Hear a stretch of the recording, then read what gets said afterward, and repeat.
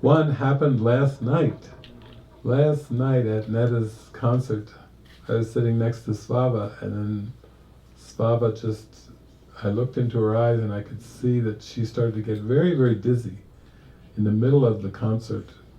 Very, very dizzy and very, very disoriented. And then she told me that after getting really dizzy, then it was like suddenly the sounds and the music, everything, it was just like stimulation. And she even tried to just cover her ears because she had reached a stimulation threshold that she was about to pass through.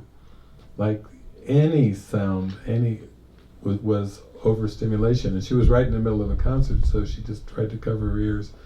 And then as the concert was kind of winding down, I saw her just sitting there still, and she had this look on her face, and then she said, "Oh, I think I need to go." And very slowly we walked directly through the flap of the tent and over to the car.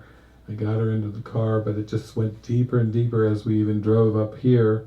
And by the time we made it over to Angel's Landing, I looked over at her, and she was touching the door handle on the inside of the vehicle with a look of like, what is this? She was going into the mystical state where she did not understand. The next step was to pull the knob to go out, and she was just over there like a little child, almost like a baby touching something for the very first time in an exploratory way. She was just touching the handle. And then she slowly got out. I kind of took her hand and slowly to the front door, came in, shut the doors, turned it off. And then I went in to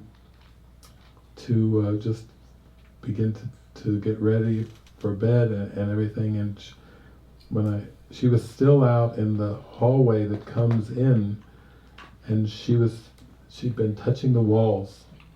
She was just touching the walls of the hallway, just.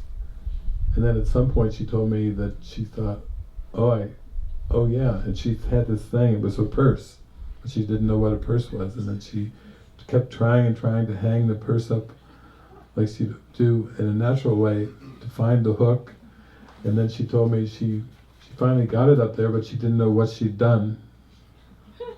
And then she spent more minutes fishing around the hallway for the purse, but she just put the purse on the wall. It was a very faint memory of a purse, and that something must be done with this purse, but it was already done, but she didn't know it. And then she came into where the couches were, and she looked at this kind of configuration of couches like she'd never seen anything like it in her life, like kind of in a square, and it moving very, very, very slowly, and then she I checked on her a few times. She went off to the kitchen, but she didn't recognize anything in the kitchen.